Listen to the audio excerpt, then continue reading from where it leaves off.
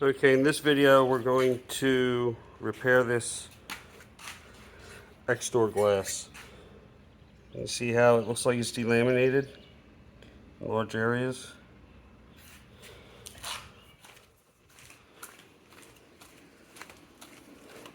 And this is what we're going to end up with. I used green tint, but it'll be nice and clear when we're done.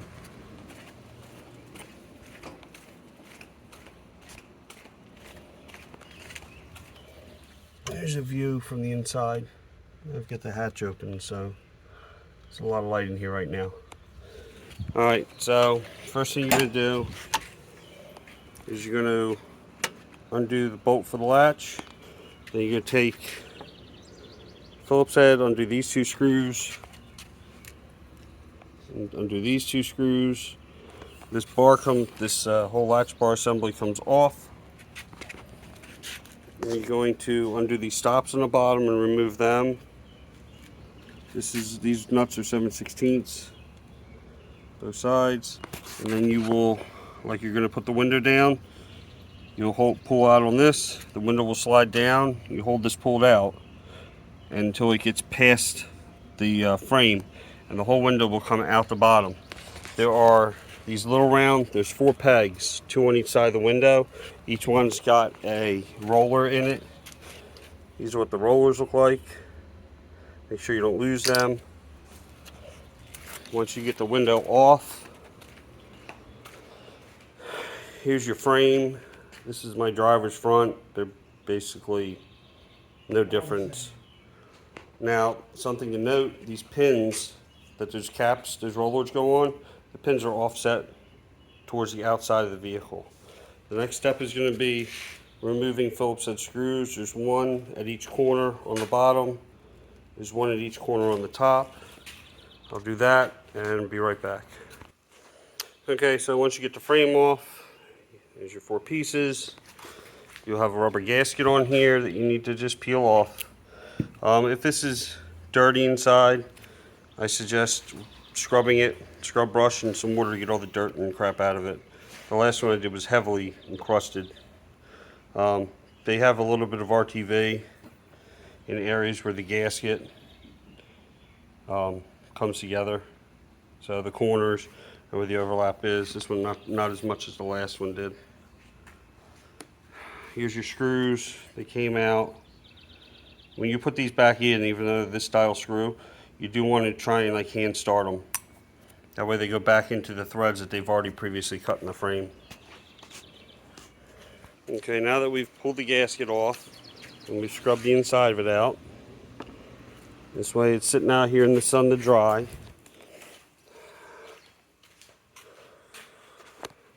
I suggest having something like this in case this is on there tight.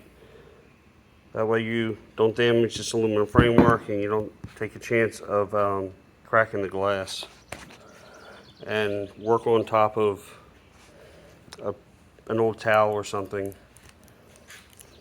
I also have gloves here because once I start pulling, once you pull this, it's sort of like tape. Once you pull this off the edge, you're going to have just your raw exposed glass at that point.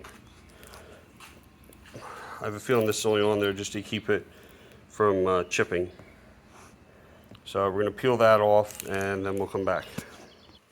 Okay, so this window is different manufacturer or just newer than the one that I previously did. The part number, it's hard to see. Actually, it's right there. So the part number is going to be at the bottom of the glass facing out. There we go. Didn't want to focus. This part number is put on the glass different, significantly different. This glass, actually, I pulled that plastic tape off. This has got a rubberized coating all the way around. But the other one did not. But it still looks like it's just gonna peel right off.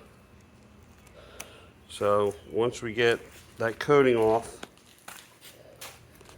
move the trash can. once we get the coating off, there is a thick piece of Lexan or Plexi right here. It's like 1/8 inch thick. And then there is a 1/8 inch thick layer of some type of rubber that's clear. And actually that is what you're seeing here. The glass itself is not delaminating.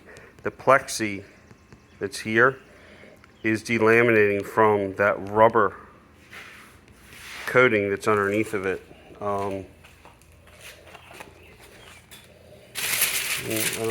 Here's the plexi off the last window. So that's what's on the inside, the thick layer of plexi. And it's held on the window with this, which I believe is what they put in between safety glass for car windshields, more or less. And the strange thing is it's not sticky at all. There's no adhesive property to it, but it sticks to itself. Just like there's no adhesive on the plexi at all either. So what we'll end up doing here is we're going to get under one of these corners and make sure that you got the face of the glass down and that you're working at the inside, because you don't want to accidentally start prying the actual glass apart. We'll get to one of these corners here, and what we did on the last one is we got between the rubber and the plexi. We got in there, and it actually just started lifting, and we were able to get, once we did that, we were able to get under with one of these plastic trim tools. And once it starts to release, you can just have somebody hold the glass, stand it up, have somebody hold the glass, and you can just peel this heavy piece of plexi off. It peels slow. You want to wear safety glasses and gloves. The other one didn't shatter, but I don't know that it won't shatter. Once that's off, you do the same thing with the rubber underneath. You could get under one of the corners and just start peeling it. It peels kind of hard, but it peels. I mean, you can see how bad this is delaminated everywhere, and that's only the plexi. So the glass itself is still good. I'm not saying it's going to retain any type of bulletproof rating, but the glass itself is not fogged, and the glass is not delaminating, only this inner piece. And you can tell it's this inner piece because when you push on it, see, the fogging goes away when you push on it, because I'm just pushing on the plastic. It'll come back. Okay, so this one here, once we stood it up, I have somebody holding the glass. I went to start under it, and it just, that's what you're dealing with. So the plexi and then that rubber layer, and they actually just, you can see the rubber layer is just lifting right off the glass.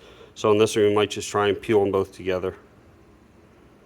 But that's it. That is your delamination right there. It's only the plexi coming off of the actual glass, and it just peels. So pop pulls on it, and I hold the glass. It just peels. And you can see the lifting lifts right off the glass. It's actually easier to pull it that way than we did last time. Last time we didn't know about this rubber layer, because it was the first one we did. So we peeled the plastic first and then went back and peeled the rubber. And it looks like getting between the rubber and the glass and peeling the plexi and the rubber at the same time is the way to go.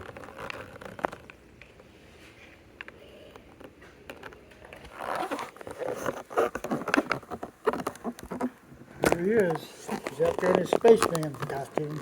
Yep, just pull down the whole thing. We're almost You got done. it? Yeah, I got it. There you go. And that takes away, there's your yellowing too. So it takes away your yellowing around the edge, which you may or may not have seen. It may have been hidden by the gasket, yeah.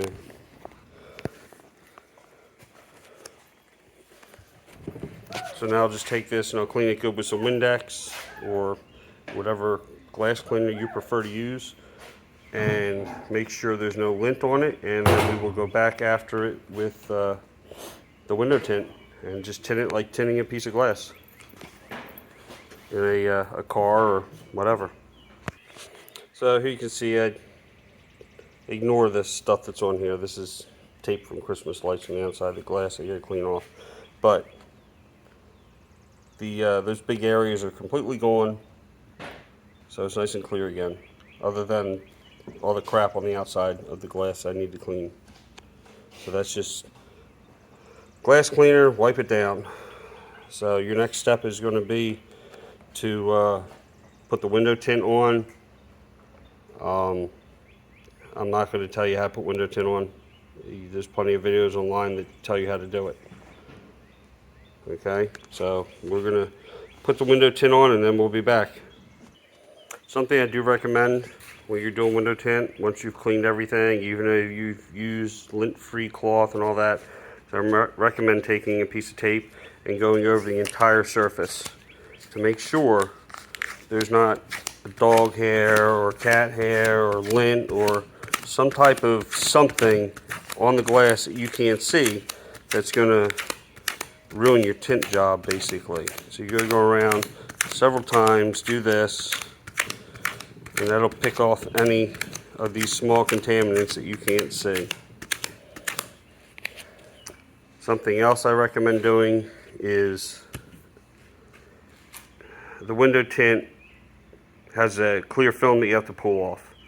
So something I've found that works great for window tint and for those P-Touch labels, those little handheld printers to make labels, is you take a piece of Scotch tape and put it on the corner and just pull back at it, and it will separate the two layers without you having to sit there and fiddle with it with a razor blade or your fingernail.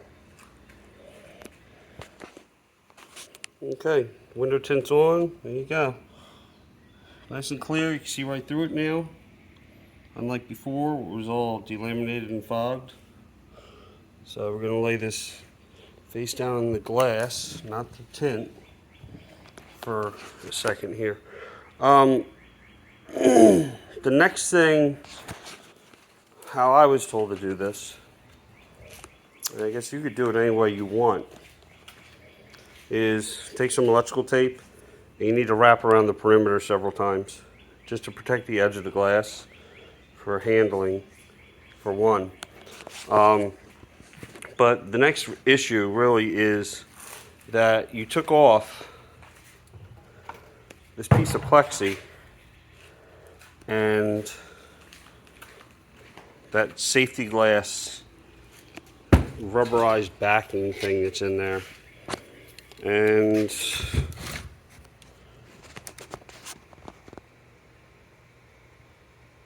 you took off like 3/16 of an inch off the thickness of this window. You're gonna have to make up that 3/16 somehow.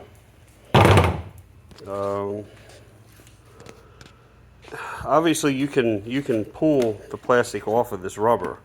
Pop's idea was, once we wrap the edges with the electrical tape, would be to just take this old plexi and cut thin strips on the bandsaw, and that way you can stick them on the edge where you won't see it anyway, on the inside between the glass and the gasket that goes in your window frame channel, because the glass otherwise is going to move in and out.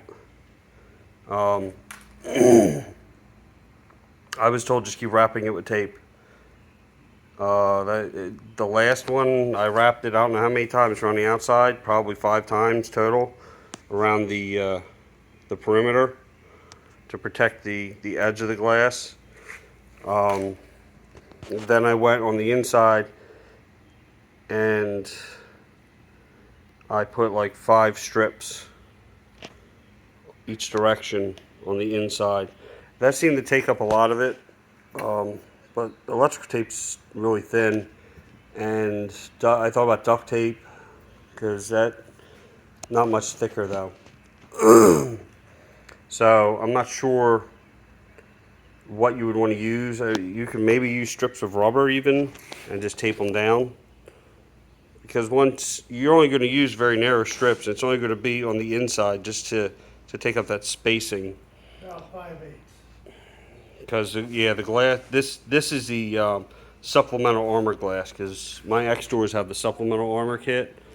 So this is 5/8 glass total when you start, and it's not 5/8 now.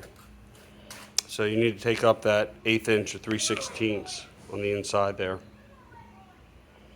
Once you do that, figure out how you're going to do that. You just put your rubber gasket back on, reassemble your frame, put it back in the door, and you're done. It's really that simple. This is the second one we did. We did the passenger front first, see how it would look. This one went a lot faster, even with me making the short video. So hopefully this helps you guys.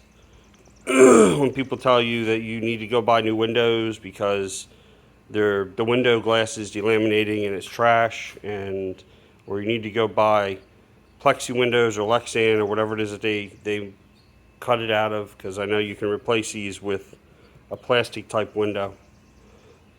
This is all it costs you is window tint to do this. Yeah, some electrical tape to wrap around the edge. You go to Harbor Freight, buy a big bundle of it, and whatever you're going to use to take up the gap for the thickness that you've removed. Now, you can also see I'm not all the way at the edge, so when I did the window tint, I oversized it.